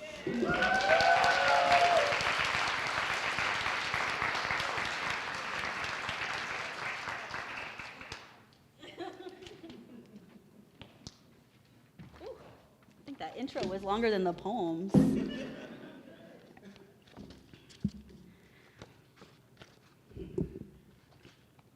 Hustle for dog eaters. Someone yelled, "That dog gonna end up in a pot of rice," at Margaret Cho, and she tells the story in her stand-up as a joke. When I waited tables, someone's dad ordered fried lice. Someone's brother made a dog meat in the egg rolls joke. In 1904, they shipped 1,200 Filipinos, shivering in a train car from Seattle to St. Louis for a human zoo. No joke. They forced them to eat 20 dogs a week, a spectacle for the fairgoers, the butt of the joke, the root of the joke. Once, a coworker barked like a dog because someone else ate Chinese food, but calm down, it was just a joke. When I told her it wasn't okay, she cried, called me a bully. She asked me in tears, "Danny, why can't you take a joke?"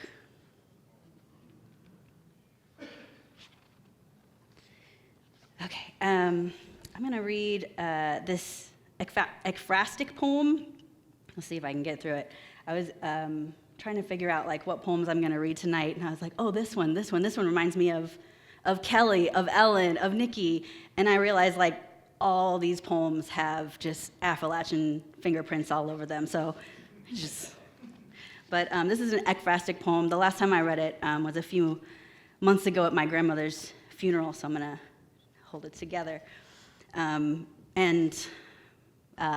This painting that this poem is after is something I inherited, so it's in my house now. This is the oil painting that hangs on my Lola's wall. My imagined Philippines takes place in a painting. Orange sunset mirror on the water, straw huts and carabao, something about rice swept in its hulls on the tile floor, a pot of rice over an outdoor flame, salt, fish, heavy air and accent, dusk and itch, sweet diesel and smoke. This landscape is a feather caught in the float between bird skin and concrete. I do not really know this place. I imagine my Lola's stories in this setting, mudfish scales glinting in the cracks of floors, and the burning smell of work and gasoline. The youngest of 3 sisters, their names so full of poetry, Crescenciana, Marcosa, and Remedios, a girl worn down by all the things she has to bear, this dim world and all the others before her. All right, I'm gonna read one more poem, and it's actually my oldest poem in this book. I wrote this when I was working at Governor's School for the Arts as the discipline assistant under Ellen Hagan and Kelly Norman Ellis and Mitchell Douglas, who is unfortunately not here. If he was here, he would read one poem and that'd be it. But this poem was a prompt after the intro to Nikky Finney's Head Off and Split about the errand girl, and it was a Kelly Norman Ellis prompt. So I'll bring it back to 2010. How my dad started smoking. In front of the neighbor's house is a bodega. Bags of shrimp chips clipped neon crunchy in a dangling line, candies wrapped in squeaky cellophane, cigarette boxes stacked tidy and bright. My Lola is peeling the skin off frogs, her last cigarette between her magenta lips, and she squints through smoke. Renee, go next door and buy me another cigarette. My dad is 10. He drops his fat pencil used to answer simple science questions in capital letter print. He skips in flip-flops to the neighbor's store, raises a number 1 index finger, and brings the number 2 sign to his lips. Neighbors who are also distant relatives give him a single white stick and strike the match's red face against brown line to light my Lola's cigarette, nestled in the branches of Dad's peace sign.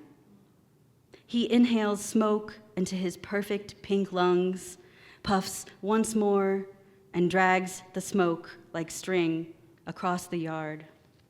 Thank you.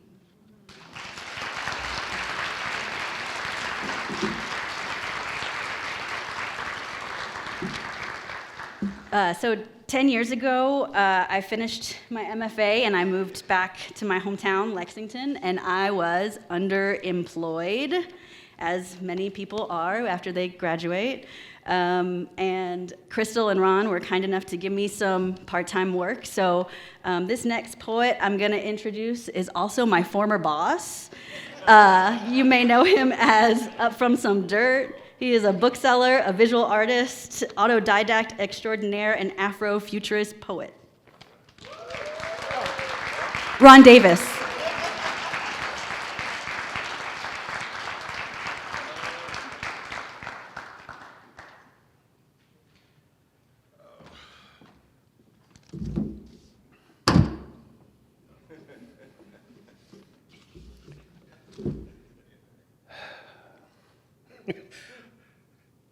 What a pleasure to be here. I probably shouldn't be here. I was with Frank once at one of those silent protests in about 86, 87. It was supposed to be like 12 of us, I think, and it was just me and Frank dressed in black at the silent, in the middle of the student center, just voguing for the most part. You know, the sea of white people. But it'd be some years later when I ran into Frank again, and he doesn't know this, but he dissed me on the streets of Louisville. And I vowed on that day to, you know, it was about 35 years ago, right around the start of the Affrilachian Poets.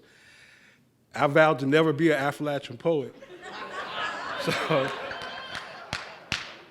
So then I fell in love with one, And then Frank comes and helps paint the living room, so shit.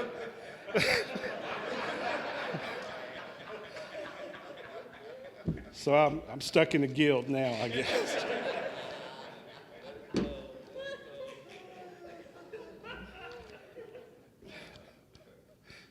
And now I lost all these damn bookmarks, and I done lost my place. So I'm only gonna read a couple of poems. I'm known for my long ass poems, pages upon pages, but I'm gonna try to keep this short. I don't know, I don't have a watch, so I don't know the time.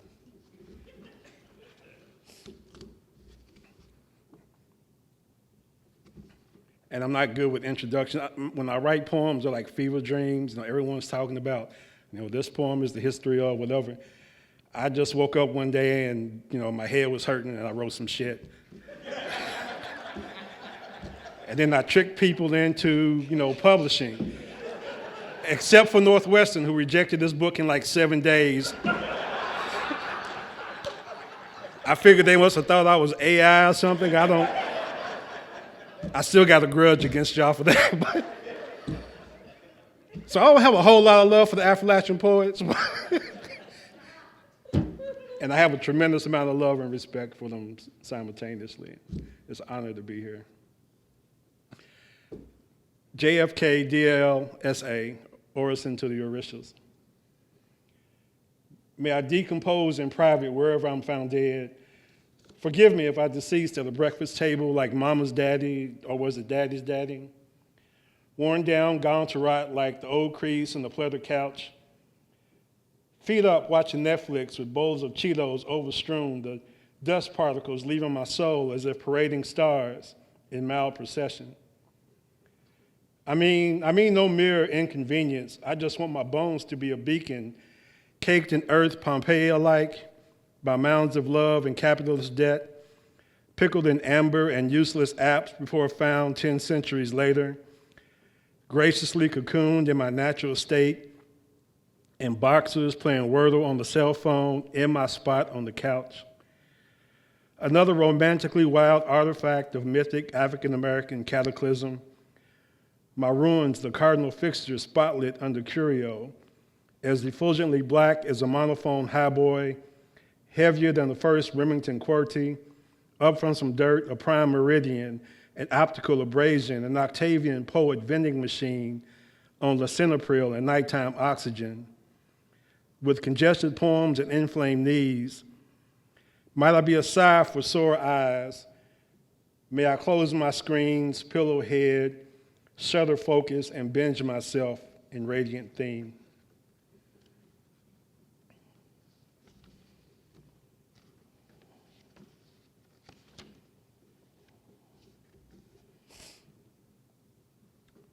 Lay prone, clinging as if black mold is in the laundry room behind the shiffer robe, or like Kepler the great-hearted turned gentle cockchafer and rendered Isabellan. Incense to yield to tempestuous longings, flecked desire for forevermore's everlasting song.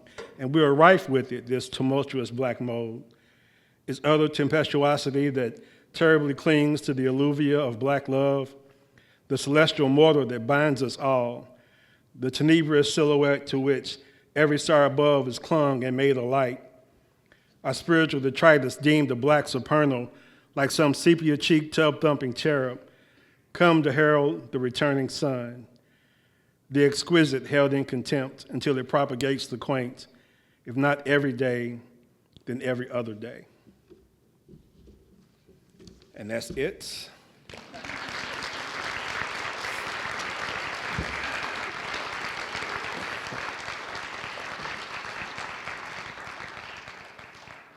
And I used to consider myself a jazz poet up until I met this young man, this brother here, who is basically like Eric Dolphy, just reincarnation. But it says here on paper, poet, jazz enthusiast, avant-garde experimentalist, NEA fellow. What? I knew that. Winner of the 2019 Autumn House Press Poetry Prize, and a cherished brother, Brother Maklani Bandele.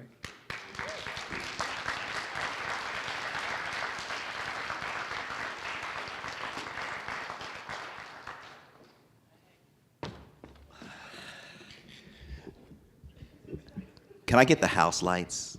It's up. It's over, y'all. This is it. I'm the last poet. I mean, seriously, can I get the house lights? I think we kind of went through this already. So I've been.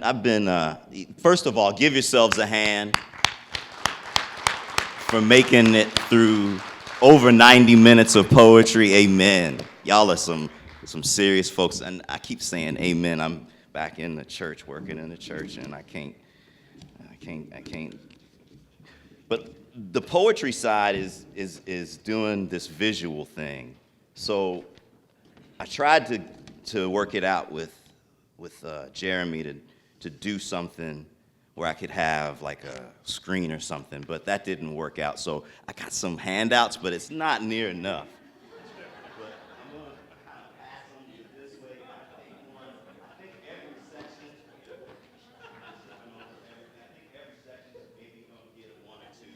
But hopefully, you know, it's kind of absurd on a certain level, especially after you go through 90 minutes of poetry with so much beautiful visual imagery, and it's conjuring the words are conjuring all of these visual moments and all of these scenes in your head, and then someone comes talking, I'm gonna read visual poetry. You need to have the visual to be able to understand what I'm saying. But at any rate, hopefully some of you that get the visual, you can share it, and maybe, just maybe the visual does work with the words and the language in a way that creates more meaning, more possibilities of legibility. So this poem, and this is it. This is the last poem. I want to read this one poem and we're done. This is called Rhapsody in 4, Infographics Toward a Post-Capitalist Poetics. Number 1, the preliminary study. Poetic forms representation by percentage in literary mags and journals in 2025. Invented experimental structures, 2%. The signal for market to lay out so we can all eat. Free verse, 15%. At a place and time broke, where you break it, you buy up the whole sections of the city. Sonnet, 22%. Dog marketing its own territory, ain't no money in it.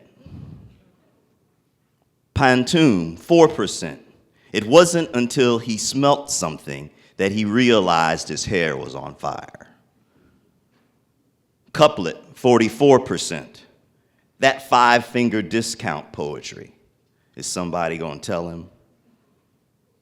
Haiku, 3%.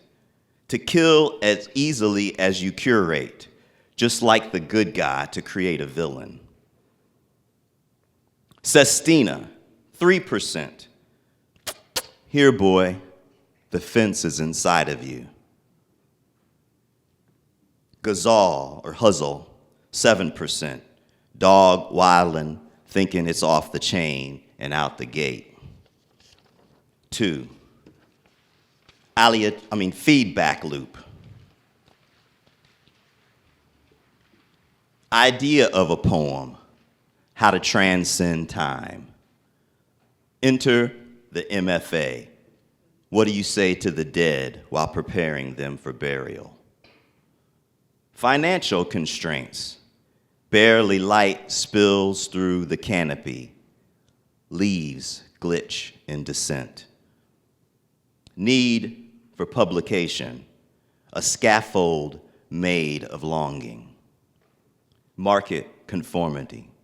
Pull up in the whip, hollering shawty, shawty, and get the party started. This cycle generally reinforces formal stagnation. Breaking it requires the affirmation that signifying been post-structuralist since before the Enlightenment. Number 3, aleatory groove, up 67%. Unanticipated increase, a kind of modulation. Behind a mule is the best place to tune your holler. Ask your mama.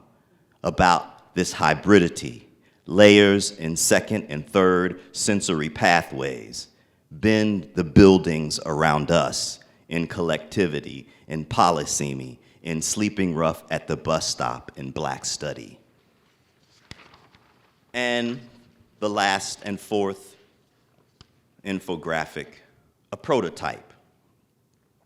Technological schematics hacked with emotional conjure of explore where we queer and with a blackness. Nurture curiosity with play, khaki trousers, Puma trainers, sun visor, and dashiki it. Integrated systems, text plus image, play till it ain't sweet no more. Neither text nor image is subordinate. Play your song, homie la, till I think I'm in love again with form, like a village, like multi-genre is to multi-generational, is to there's always room for one more at mama's table.